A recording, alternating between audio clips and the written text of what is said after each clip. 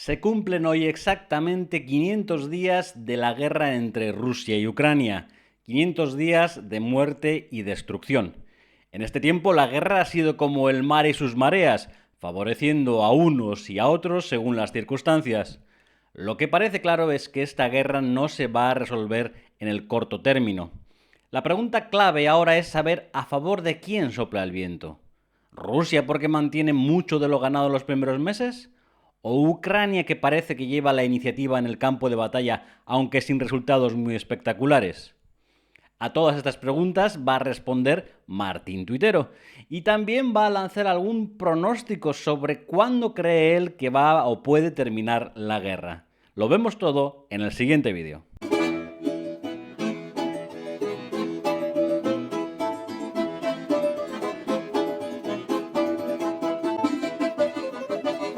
Товарищ доброго полета!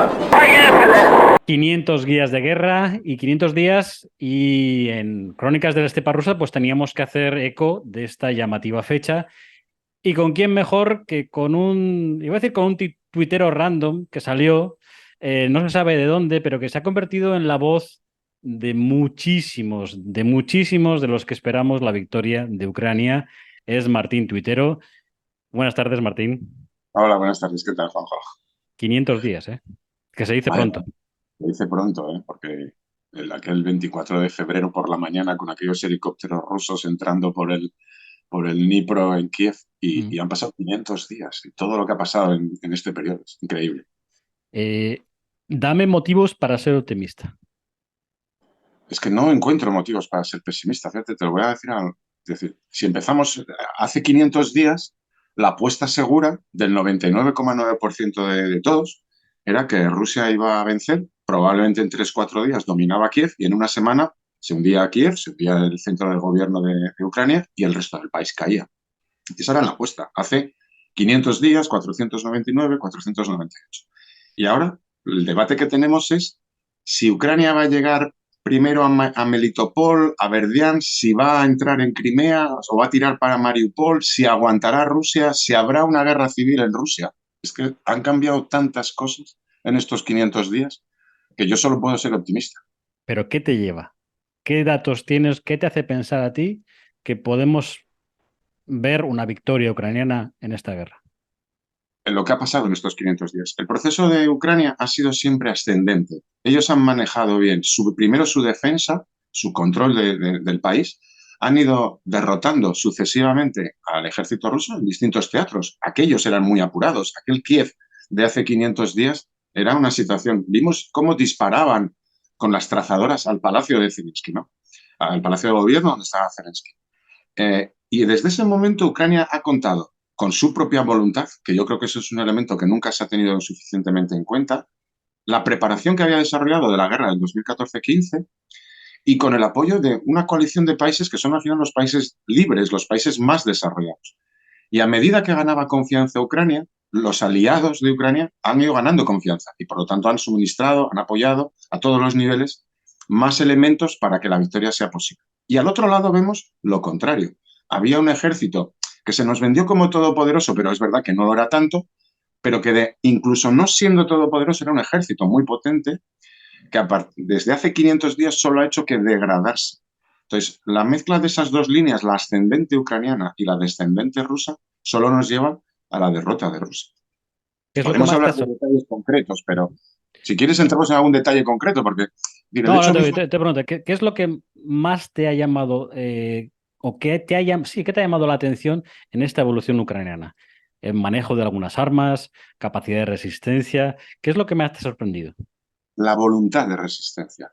Por supuesto, la voluntad de resistencia sin capacidad para ejercerla queda en la nada, pero la pura voluntad de supervivencia que les ha dado la resistencia y la adaptación a las circunstancias, a las nuevas armas, a las nuevas condiciones, al enemigo, pero sobre todo la voluntad de supervivencia. Ellos han entendido, yo creo que el conjunto de Ucrania, los podemos simplificar en Zelensky, ¿no? Porque al final es su presidente y es el símbolo del país, pero la capacidad, la voluntad de sobrevivir, de permanecer, de no permitir ser eliminados. Entonces, a partir de esa decisión, porque no deja de ser un acto de voluntad, han tenido la capacidad de resistirse. Eso implica muchas cosas, ¿eh? Implica una preparación previa, una adaptación de sus recursos militares, pero también los civiles. Al final, decenas y cientos de miles de personas civiles, que antes eran taxistas, profesores, alumnos, no sé, albañiles, se han incorporado al ejército y han aprendido a utilizar armamento. Y además han aprendido a utilizar armamento que no es un armamento cualquiera, no es el que tenían antes, sino cada vez más complejo y por lo tanto más efectivo. Entonces, esa decisión de sobrevivir, yo creo que es la clave, que es una parte que se nos escapa, porque muchas veces estamos hablando siempre del calibre. Es que el cañón tal tiene el calibre 155, el proyectil, no sé qué. Sí, sí, todo eso es muy importante, porque al final son las herramientas. Pero esas herramientas las han tenido otros países y han sucumbido. Ucrania tiene voluntad de sobrevivir y esa es la condición previa. Para mí es lo más admirable. El hecho de que hayan pasado 500 días y sigas viendo vídeos de soldados que van a combatir y probablemente a morir, asumen eso y van con voluntad de que no les quede esta guerra a sus hijos, porque esa es la clave. Ellos quieren sobrevivir para que esto no quede, para que sus hijos tengan que volver a combatir.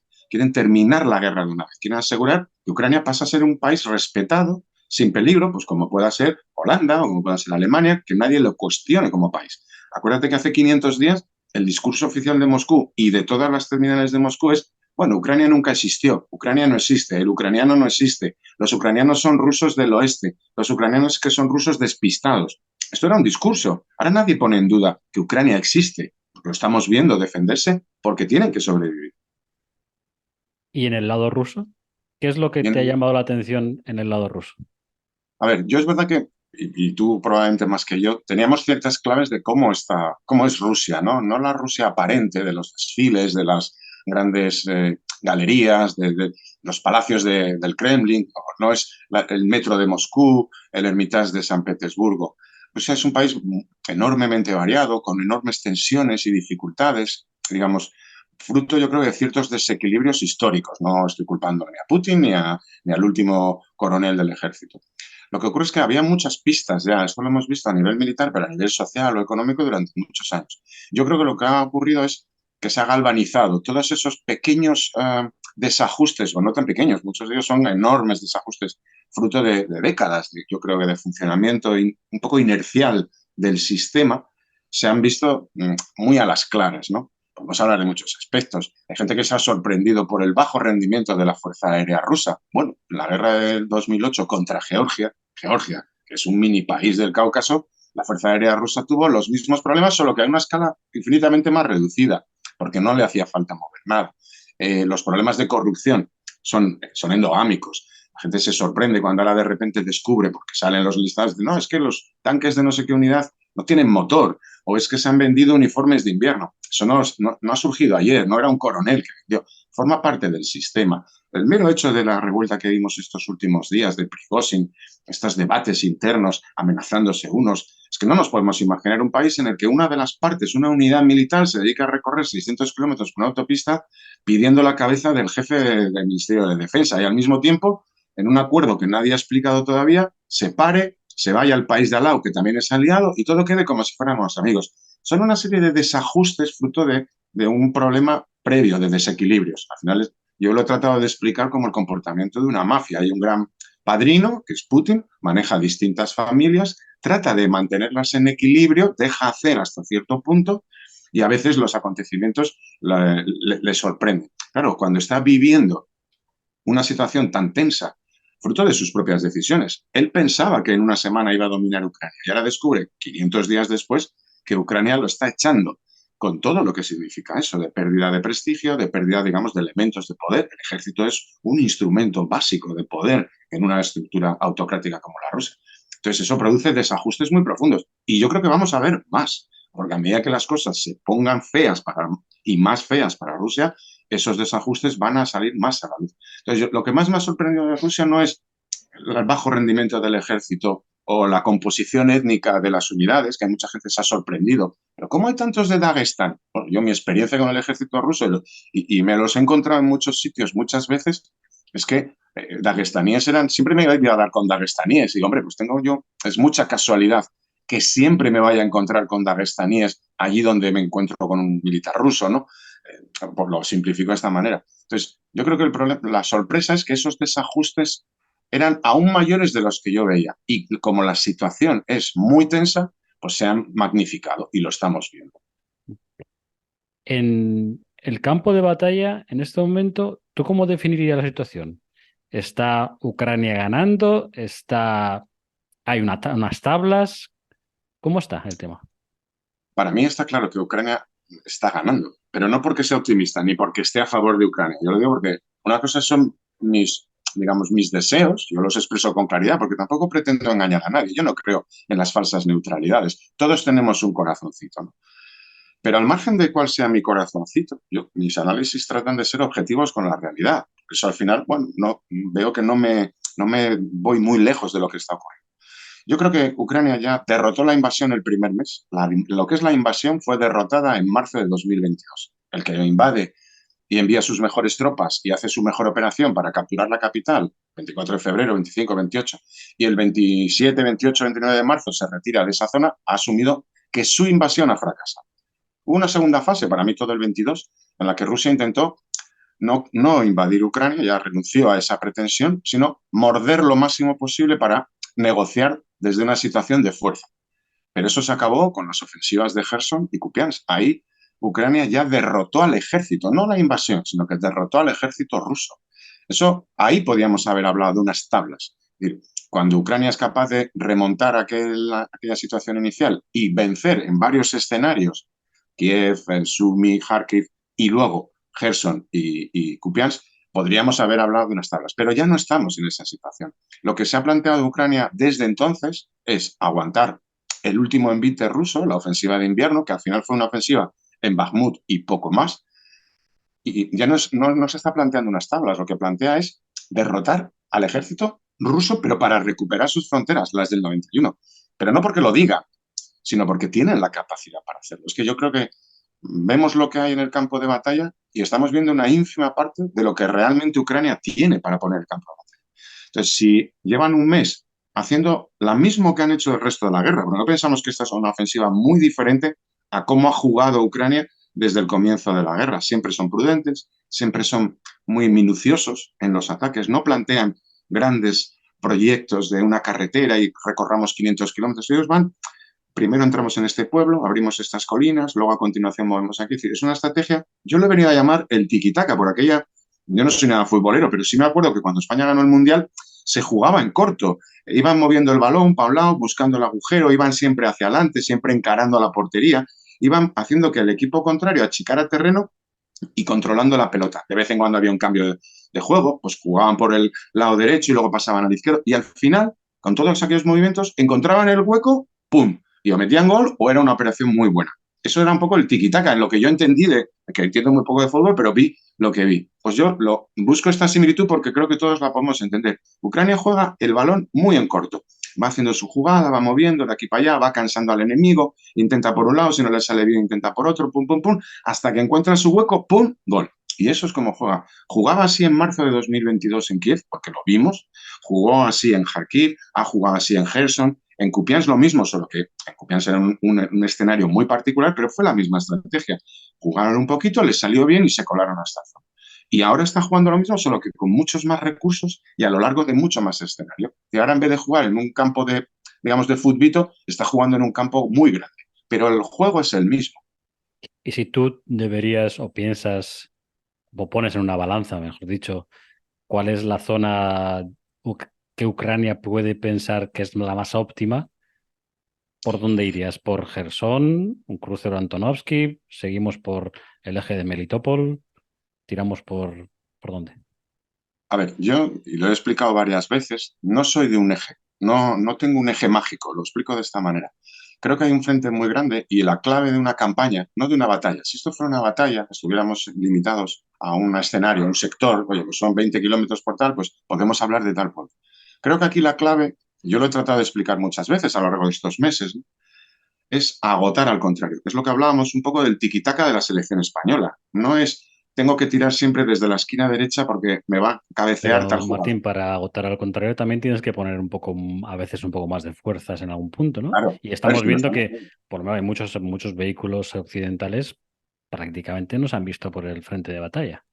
porque yo creo que van dosificando. Es decir, por ejemplo, el sector de Melitopol que estamos viendo es el sector más fortificado de la línea defensiva rusa.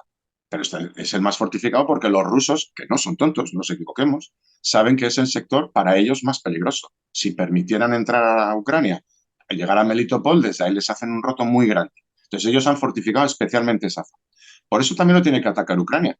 No porque su eje principal vaya a ser Melitopol. Estamos viendo que Ucrania está actuando en Gerson, pero no solo el Gerson Puente Antonovsky, que esto es lo que nos están contando. Están actuando todo lo que es la línea del Dnipro.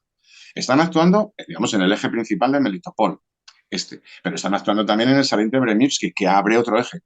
Volnovaja está ahí también. Pero si nos vamos ahora mismo, lo que está ocurriendo en Bakhmut, todo el mundo ha descartado que sea un eje principal. Yo digo, bueno, pues no es un eje principal porque en los mapas no queda bien. Pero si tú ahí castigas a 14.000, 15.000, 20.000 rusos y te colocas entre Donetsk y Lugansk, se convierte en un eje principal. Porque al final lo militar, la guerra, no depende de lo a priori, es que depende cómo se comporten los contendientes. Si Rusia decide resistir en Bakhmut, que es lo que está ocurriendo ahora, y al final lo embolsan, una batalla que podría haberse resuelto con unos cientos de muertos y una retirada estratégica se convierte en una derrota estratégica para Rusia. Y en una derrota estratégica a 80 kilómetros de las dos capitales de las repúblicas que son en teoría independientes desde 2014 y que ahora en teoría son parte de Rusia.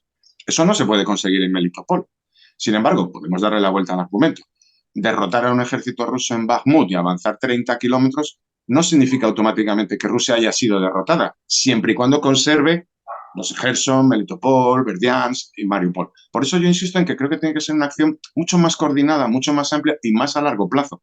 Por eso están introduciendo una serie de unidades mucho mejor dotadas, pero de forma progresiva. No, hay gente que habla de Ucrania se ha anticipado en la ofensiva y no esperaba que le llegue todo el material.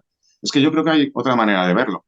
A medida que está recibiendo Ucrania material, lo está metiendo en el campo de batalla, pero porque va presionando sucesivamente, es una especie de ir poco a poco, siempre increciendo. Siempre va a tener nuevas unidades con mejor equipo que van a ir entrando en el campo de batalla, mientras que Rusia siempre va a tener cada vez fuerzas menguantes que tienen que defenderse contra fuerzas crecientes. Entonces, es la gota, digamos, es el efecto, digamos, del agotamiento lo que va a mandar aquí. Por eso siempre yo he tratado de explicar que lo importante al final son las reservas de cada uno. En una campaña de 6 meses, 8 meses, como es esta, lo importante no es lo que tú tienes en primera línea. Lo importante son las reservas con las que a medida que pasen los meses puedes o reforzar la primera línea o reforzar la segunda si has perdido o incluso retirarte. Si no tienes reservas para mantener las primeras y segundas líneas, al final has perdido porque ya no vas a tener nada. Cuando perforen esas líneas estará vacío todo. Mientras que Ucrania puede ir pinchando poco a poco y buscando el sitio mejor, que yo no dudo que dentro de un mes o de 4 semanas o 6 semanas de repente en un determinado sector se hundan los rusos y veamos ahí digamos, una gran guerra móvil, si no hay que descartar nada. Pero eso no es lo que va a ocurrir, ni lo que ha ocurrido este mes, ni lo que va a ocurrir el mes que viene. Están un poco en ese juego lento de la selección española de hace unos años. Pero el juego lento tiene un peligro y es que sabemos cómo son bueno, sí, la climatología en Ucrania. Tú no puedes volver a esperar a meterte otra vez en otoño a los terrenos enfangados donde no puedes mover tanques. Tienes 2 meses. Tienes Claro, julio no, y agosto. claro, ese es el límite. Bueno, incluso en julio y agosto en la zona del sur de Te puede Ucrania, caer todo el alguna Mar chaparra, Negro, unas muy tormentas, ¿qué curioso. tal? Claro, es que el Me Mar refiero, Negro. a mediados de septiembre, principios de octubre, ya eso está medio embarrado otra vez. Claro, yo no sé el calendario que tiene, la verdad que yo como no conozco, no tengo conexión directa con Saluzny, Ah, no, doy dime, por sentado, pensaba que sí. doy por sentado, digamos, en esto yo siempre he tratado y lo he explicado muchas veces, ¿no? Nosotros desde aquí, por mucho analista que nos creamos y mucha, digamos, sensación de conocimiento que nos da tener Google y por 4 duros entrar en Maxstar y tener siempre satélites, yo estaba viendo hoy lo que ha ocurrido ayer en Robotini, ¿no? Que es como la ciudad ahora, el pueblecito como de moda. Lo estaba viendo en el satélite y por 0 euros, porque es que entras, pim, pam. Por mucha sensación de conocimiento que parezca que nos da esto, nuestros conocimientos son muy limitados. Lo que realmente sabemos es mínimo comparado con lo que saben ellos. Entonces, si a eso le unimos, que hombre, nadie llega a jefe, digamos, de Estado Mayor de Ucrania por casualidad. Es un señor preparado, y digo él, como todo el equipo, que tiene todos los recursos, que además tienen la ayuda de otros señores que mancos no me parecen, o no, bueno, todo el mundo se puede equivocar, pero es más fácil que me equivoque yo a que se equivoque Saluzny. que conoce mucho mejor la climatología, con qué unidades combate, quiénes son los contrarios. Creo que lo hablaba el otro día con alguien, decía, a ver, es que Salusny conoce probablemente pues, de la infancia y de la adolescencia, de algún colegio militar, a algunos de los militares o generales que tiene al otro lado, porque al final ellos no nacieron antes de ayer y se conocen de siempre y han compartido muchas maniobras, porque hay que recordar que hasta el 2014 Ucrania no era enemigo de Rusia y Salusny no era recluta hace un año y medio. Entonces, él conoce más que nadie y su grupo, no hablo, lo personalizo en él, no por idolatría, sino bueno, por simplificarlo. Entonces, esta gente sabe mucho más que cualquiera de nosotros. ¿Se pueden equivocar? Sin duda. ¿Les pueden salir las cosas mal? Hombre, faltaría más, que si no les salían las cosas mal, lo contratarían los americanos y lo pondrían jefe de Estado del ejército americano. Pero yo creo que ellos manejan unos calendarios que puede salirles bien o mal, pero que tienen sus conocimientos, más que nosotros. Yo en eso plena confianza, con independencia que todos sepamos que el barro es mal cosa para combatir. También es verdad que una vez que, si le sale bien la primera parte, vamos, el proceso de, digamos, de asalto y ruptura, que es lo que yo estamos viendo ahora, es acercarse a las líneas principales de defensa rusa, porque Rusia ha optado por una defensa estática. Eso es una elección suya. Una vez que se comience a hacer la ruptura y se logre, que les llevará, porque estamos viendo que es un proceso lento. Por eso yo creo que hay que tener paciencia. Pero una vez que se rompan esas líneas, y eso es un poco lo que vimos en Balaclilla, ampliándolo, una vez que se rompe la primera línea, probablemente, yo creo que es lo que va a ocurrir, Rusia tiene muy poco por detrás. Y ahí las comunicaciones son diferentes. No es lo mismo asaltar Robotini por las colinas que si tú al final ya estás en Tokmak, donde ya tienes carreteras de verdad para correr de verdad. Entonces ahí puede haber un proceso de aceleración. Entonces, todo lo lento que nos parece ahora nos puede sorprender dentro de un mes y medio, si salirán las cosas como parece, porque es que a lo mejor dentro de un mes y medio ya no estamos mirando Robotini, sino que nos pasa como nos pasó el fin de semana de Prigozhin, que íbamos mirando las ciudades. Oye, que han llegado a Borosnés. Oye, que es que ya están en el siguiente oblast. ¿Y por qué? Porque iban por una autopista. Porque una vez que tú has roto digamos, la línea defensiva, no digo que no haya combates, pero ya se ha roto, ya es a correr. Eso ya es la explotación. Entonces, el proceso que estamos ahora es preparatorio. Buscar, abrir brechas, buscar los puntos débiles, romper esa primera línea. Probablemente después haya una segunda línea.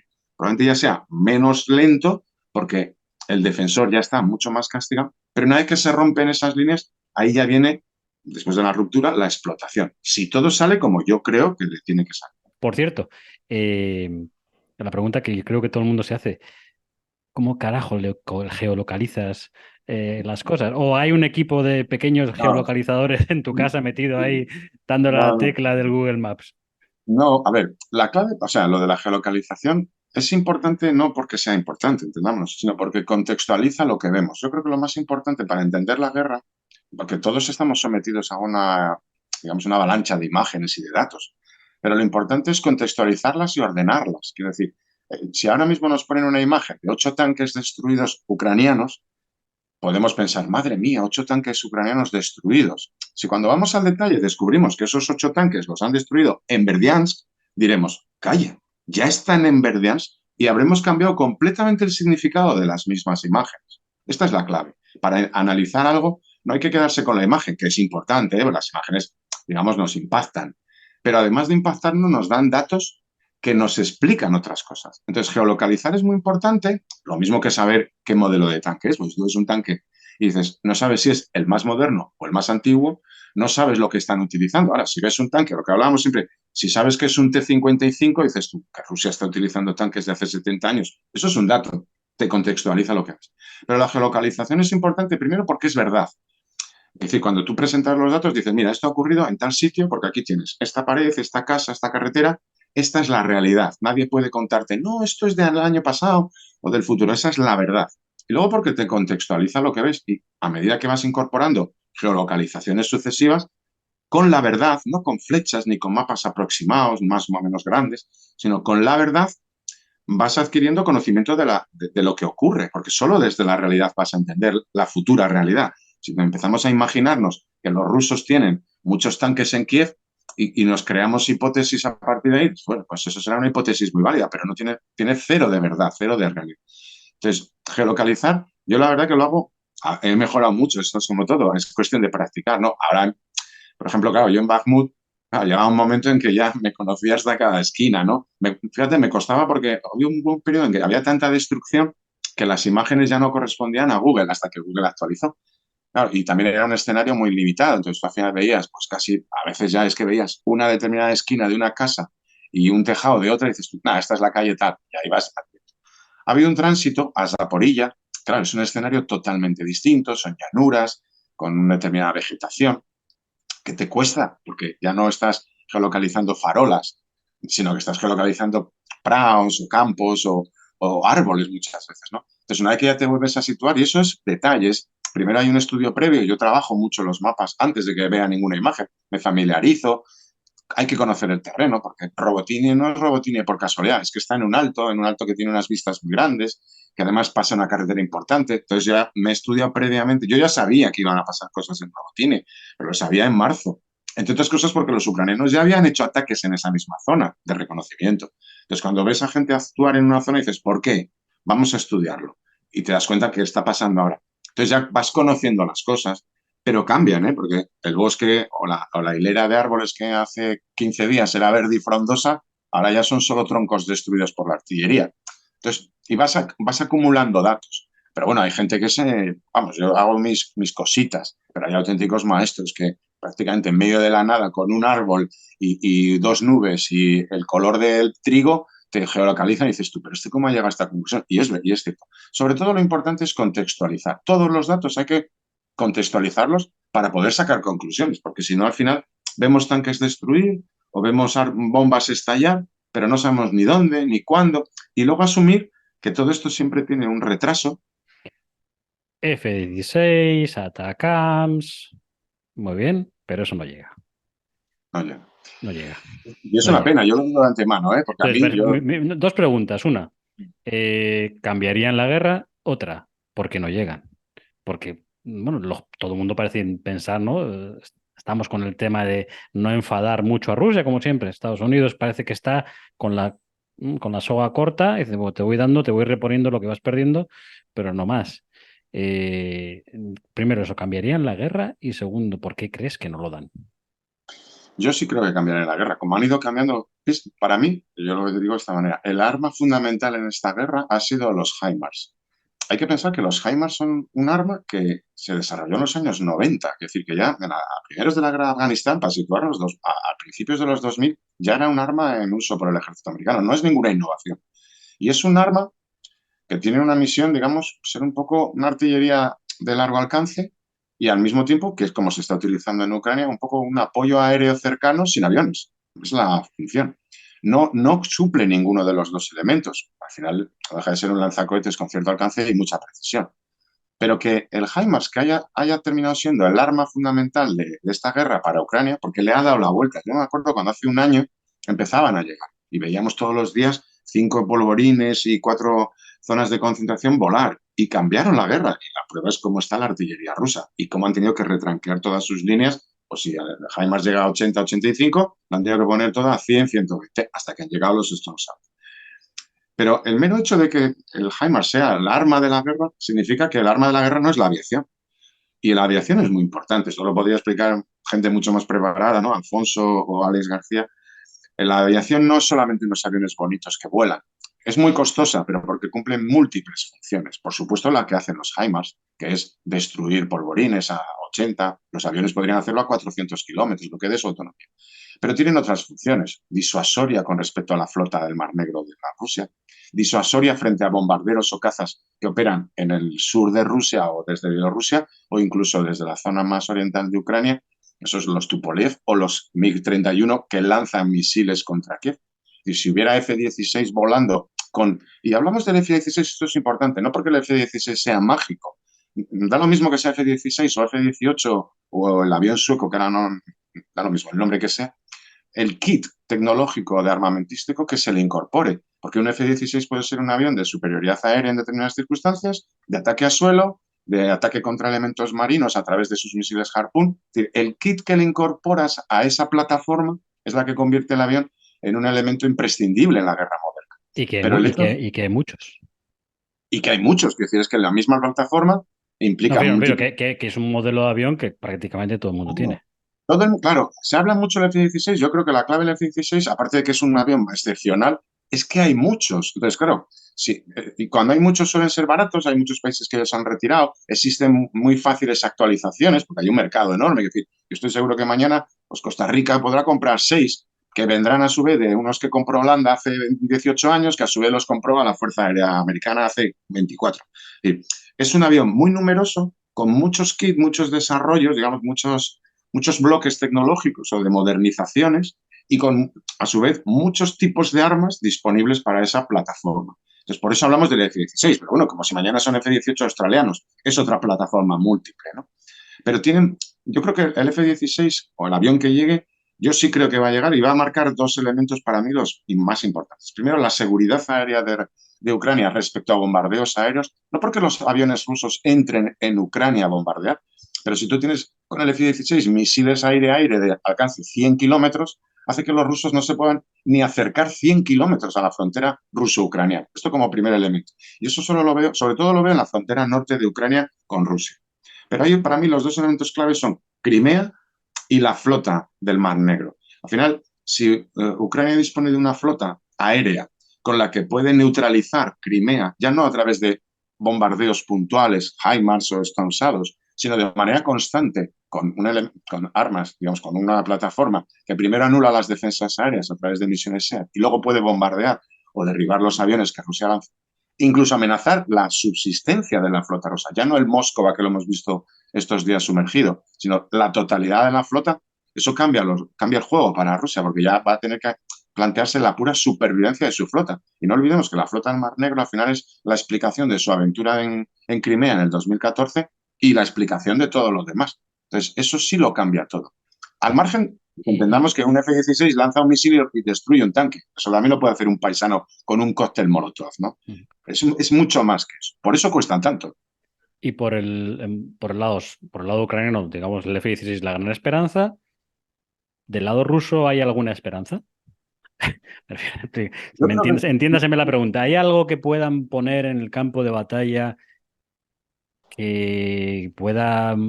Porque se habla mucho, por ejemplo, de los Lancet, que parece que funcionan más o menos bien, pero tampoco es algo que no hay mucho más a lo que se esté viendo. ¿Hay algo? sí, los Lancet quizás sean el mayor éxito de Rusia, militar hablo, como elemento, pero es un éxito, digamos, muy condicionado, muy circunstancial. Tienen una misión muy concreta, un rango de acción muy concreto y tienen la operatividad que tienen. No son un game changer, para entendernos. Tienen su misión, podríamos hablar de otras armas. En fin, un AK-47 siempre mata, pero no porque tengan más AK-47 va a ganar la guerra. ¿El Lancet hace daño? Sí, yo creo que demasiado, porque ahí falla algo en la defensa ucraniana, deberían tener algo más desarrollado para evitar. Pero no es un game changer. Rusia no lo tiene. El único game changer que tiene es el armamento nuclear. Es decir, realmente a estas alturas no hay nada que puedan poner sobre la mesa, ni presente ni futuro, que pueda cambiar digamos, la evolución de la guerra. Salvo el armamento nuclear, que yo creo que les ha quedado suficientemente claro que eso no lo pueden hacer, porque entonces pueden cambiar esta guerra, pero probablemente también cambien su propio país hacia la desaparición. Yo lo veo de esta manera. Y por eso yo creo que porque están limitados, no tienen una herramienta militar para darle la vuelta a esta guerra. Yo creo que ellos llevan mucho tiempo jugando a ver si alguien se cansa en el otro lado. Y pienso no en Zelensky o en los ucranianos, sino en la coalición de países que soporta, que ayuda a Zelensky. Yo creo que ellos lo apuestan todo un poco a eso, al cansancio, al coste, por eso nos llevamos ya muchos meses en que íbamos a pasar hambre. Acordamos que el año pasado los acuerdos para la exportación de trigo iban a producirse hambrunas, nos lo vendieron ellos así. Yo me acuerdo de Margarita Simonian diciendo, no interesa no ser amigo de Rusia porque puede producirse hambre. Luego nos vendieron los inviernos en los que ya todos deberíamos haber muerto de frío. Luego nos vendieron el riesgo enorme de que se aportaran ciertas armas, las famosas rayas rojas que sucesivamente. Entonces, ese juego, y ahora nos venden la cantidad de muertos que hay, como esta frase, ¿no?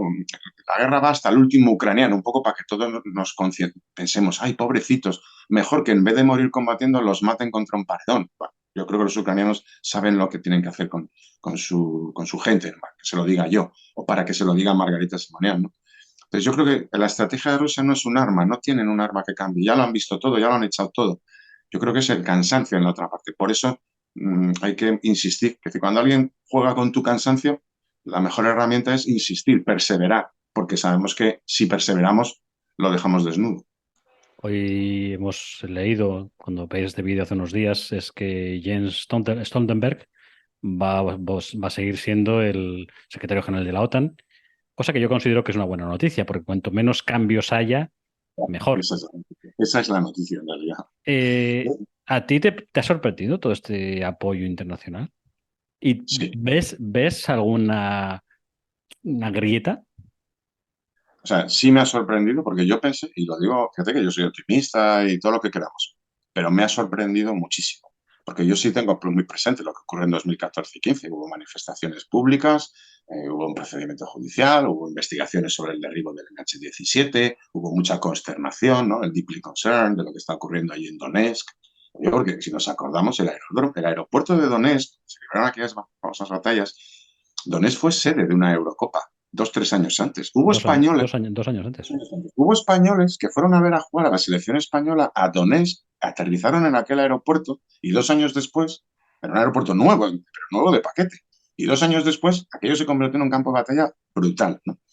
Sin embargo, bueno, Europa al final, bueno, estas son las cosas de Putin, vamos a tomárnoslo con calma, ya veremos, esto no nos interesa. Yo creo que formaba parte un poco de la inercia de la política energética, de la política de apaciguamiento, pero claro, ya cambiaron las zonas. Cuando eso no fue suficiente, yo ahí sí creo que Europa dijo, ya no vale ceder otra vez los Sudetes, ya no, por mucho que cedamos Donetsk o Lugansk o que les convenzamos a los ucranianos de que paren, los Sudetes no son suficientes, Checoslovaquia no es suficiente, ahora ya vienen a por todas.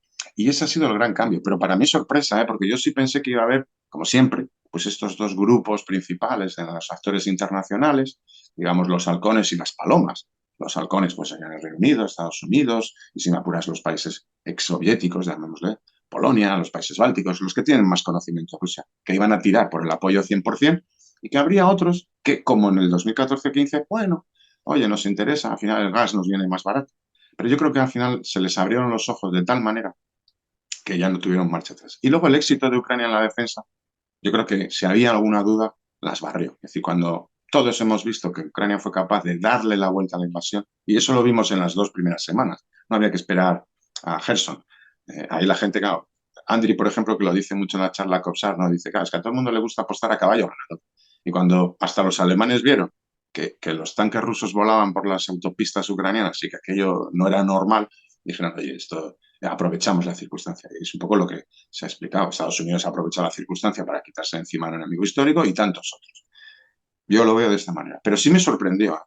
Y luego la debilidad. Bueno, siempre hay alguna debilidad. No sabemos lo que le va a pasar mañana a Macron o si, no sé, en las elecciones presidenciales próximas accede Le Pen, lo que haría. También es verdad que estas cosas a veces las vemos con un poco carácter a priorístico. También se decía en Italia, ¿no? De la que es actualmente primera ministra, que formaba parte de un partido que pro-putinista, digamos que con una cierta sentimentalidad hacia Putin y está suministrando armamento y apoyando a Ucrania. Yo le he visto algunos discursos a la Meloni que dices, madre, pues si esta es la putinista de Italia, ¿cómo serán los pro-ucranianos, no? De que a veces nos jugamos un poco con ciertos esquemas previos y nos sorprenden. Yo creo que Europa en este caso, con sus distintas sensibilidades, Orbán para mí está fuera de bolos, porque le gusta jugar a eso también. No creo que es que Orbán sea prorruso, pero le gusta utilizar las cosas a su propio beneficio, ser la excepción porque de esa manera cree que puede imponer. Bueno, puede imponer hasta que alguien le imponga algo más gordo.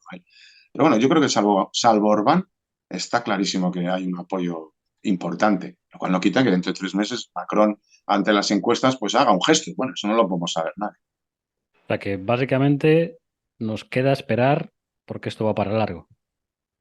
Yo creo que este año 2023, yo creo que esta campaña está pensada para el 2023, si me apuras un par de meses del 24, va a depender un poco de cómo vaya, la climatología, la resistencia, digamos, hay unos, nunca se puede precisar la fecha, pero yo creo que esa es una guerra que tiene que acabar o en el 2023 o en los muy primeros meses de 2024, porque si nos tenemos que plantear otro año de guerra, ahí ya sí va a pesar en los dos bandos, incluso en los bandos, en los aliados, no un cansancio, sino una especie de bucle.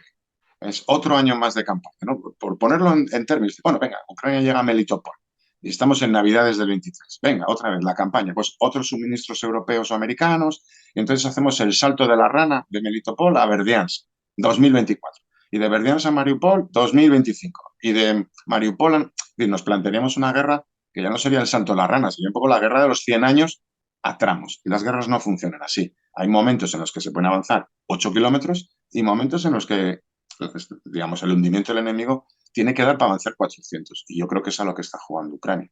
Mm. No descarto, que decir, no, yo no tengo una bolita mágica. Yo creo que si eso ocurriera así, si llegáramos a finales de 2023 y Ucrania está alrededor de Melitopol, por decirlo de esta manera, los términos habrían vuelto a cambiar. Es decir, ahí ya Ucrania no tendría las posibilidades que yo ahora le veo, porque significaría que Rusia ha aguantado mucho más de lo esperado. O Entonces sea yo que creo que Rusia... básicamente, Martín, lo que Ucrania necesita una victoria importante de aquí a 4 meses. 4 o 5, sí, que estamos en junio, julio, ¿no? En Lo julio. que queda del 2023. Yo creo que nosotros tenemos que terminar el 2023, Vale, nosotros y vale, Rusia, juégatela. Dime 5 euretes. ¿Qué tendría eh, que tener Ucrania a final de 2023 para que digamos, la coalición internacional no empiece a darles toques de ahí se os acaba el tiempo?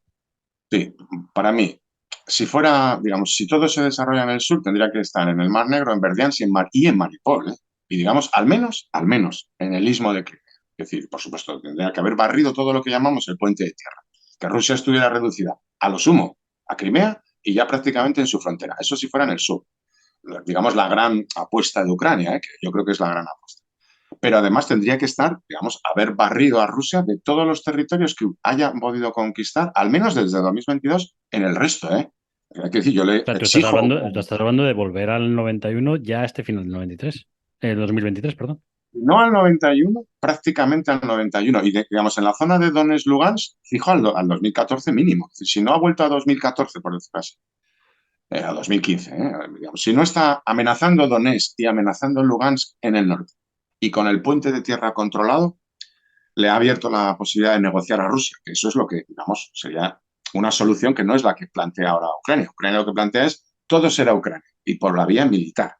Si no consigue esto en el año 23, digamos, barrer todo el puente de tierra en la zona sur y o tener ya liberado Donetsk y Lugansk o amenazado de tal manera que sea para Rusia muy difícil sostenerlo y por supuesto el norte.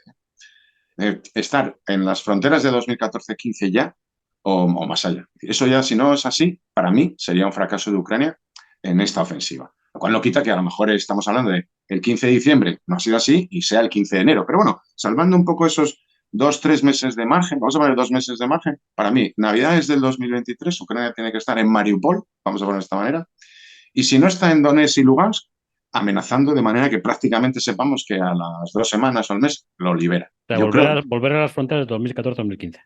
mínimo, mínimo. Si no, porque al final esas fronteras le permiten a Rusia negociar algo, no la soberanía de Crimea, que habría que verlo, pero por lo menos un arriendo, una solución, porque es que si le deja mucho más territorio que negociar a Rusia, al final Rusia tiene muchas armas para negociar. Es decir, si todavía está en Gerson y todavía está en Melitopol y sigue estando en Bakhmut, por decirlo de una manera, bueno, sí, puede haber perdido 40.000 soldados, pero tiene todas las cartas para negociar. Entonces eso sería un fracaso de Ucrania, porque Ucrania está combatiendo para no negociar, para poder llegar y decir, esto es mío, pero porque lo dice la ley internacional y porque tengo a mis soldados en la frontera, porque la ley ya lo decía el 23 de febrero de 2022, ¿no? Entonces tiene que imponer su fuerza. Ese es el gran reto de Ucrania, imponer por la fuerza a Rusia lo que no ha querido aceptar por derecho.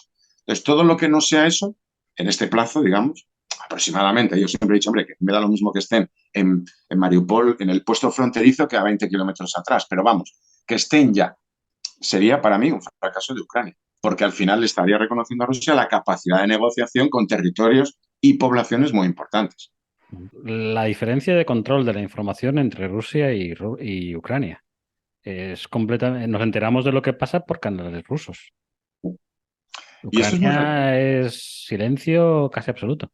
O solo vemos lo que ellos quieren que vean cuando ellos quieren que lo veamos.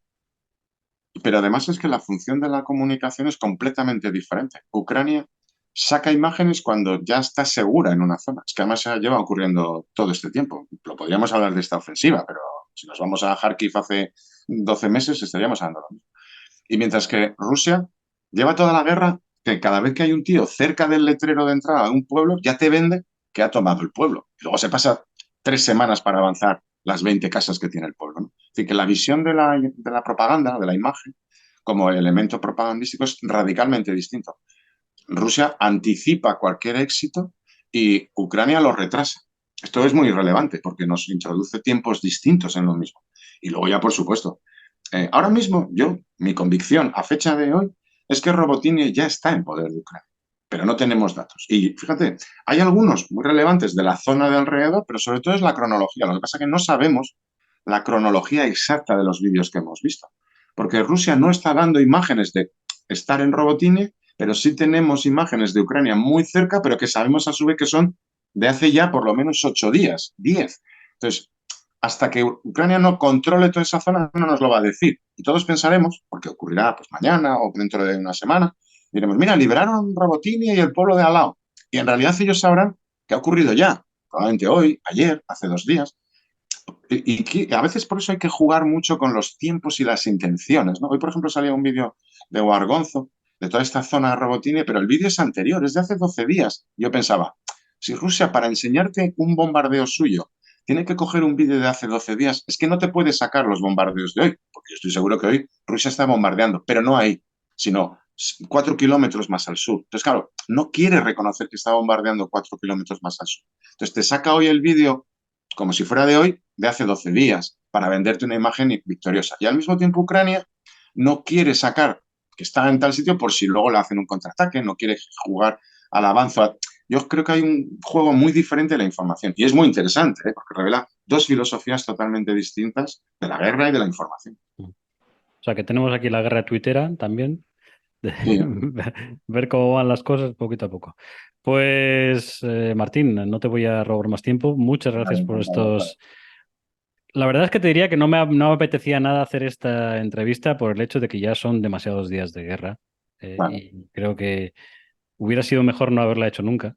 Pero bueno, exacto. ya que ocurre, pues tenemos que contar con los mejores. O sea que gracias por estar aquí en Crónicas de la Estepa Rusa y seguiremos leyendo los hilos diarios, tú con las cosas que hacen PUN y tus geolocalizaciones y yo a otras cosas. Sí, sí.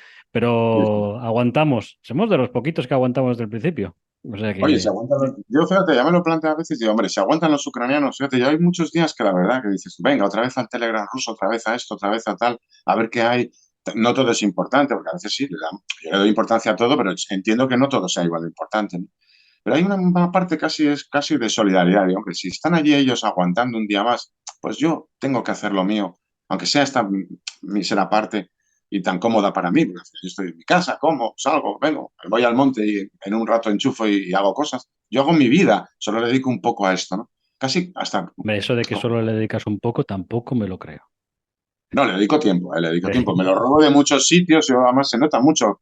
Antes de ir a trabajar en el desayuno no sé qué, a la hora del pincho no sé cuánto. Las horas a las que tuiteamos son las primeras horas de la mañana, luego mediodía, luego ya por la tarde, sobre todo. Claro, luego algún día que pasa algo muy gordo, pues a lo mejor no trabajo, pues, o por las tardes aprovechas más, o a veces yo hago mucha labor preparatoria para, por si acaso mañana, entonces tengo muchas cosas ya preparadas, hay algo que no se ve y lo estoy haciendo mejor a las 2 de la mañana, estoy mirando cosas, es decir, tuiteo mucho y he hecho mucho O tiempo. sea, No sé. básicamente no duermes. Bueno, dormir duermo, porque yo soy un tío de estos, A dormir luego duermes. duermo, No pero duermo considero mucho menos que no antes. considero que 4 horas sea dormir. No, duermo mucho menos que antes y hago muchas otras cosas menos que antes. Quiero decir, pues yo antes soy una persona que hago 40 cosas a la vez. O sea, leo 4 libros a la vez, estoy viendo películas, hago proyectos de no sé qué, me voy al monte para aquí y para allá, luego con la bici con los críos, luego espera, que la cría se tiene que hacer pádel surf, pues yo también. Y todas esas cosas al final te vas quitando. Oye, pues el ratito de pádel surf no, porque bueno, no hace muy bueno. Pero hace 3 años con el mismo sol o no sol, yo habría estado haciendo esto. Te vas quitando de aquí y de allá. Luego, pues eso, al final, como dice mi mujer muchas veces, bueno, este señor que pasa por el pasillo mientras mira el teléfono con Google Maps, y ya lo tenemos todo un poco de risa, pero bueno, sí, te vas quitando muchas cosas. Siempre lo pienso que más se quitan ellos, que al final, oye, yo creo que es una causa muy justa la suya, que tiene algo que ver con la nuestra. Entonces, con el sacrificio que están haciendo ellos, algo podemos hacer los demás, y aunque solo sea, pues dedicarle un poco de tiempo a que lo que está ocurriendo lo sepamos de verdad y que no nos lo cuenten mal contado otros o intencionadamente mal contados desde Moscú. Entonces, que sepamos la verdad y el mérito que tiene esa verdad, porque vemos, Ucrania va bien, pero eso todo tiene mucho mérito, que las guerras no se ganan solas, son cosas muy complejas. Pues Martín, lo dicho, muchas gracias por estar aquí en Crónicas de la Estepa Rusa y estamos en contacto. Muchas gracias. Bueno, acá. Hasta luego. Para acá.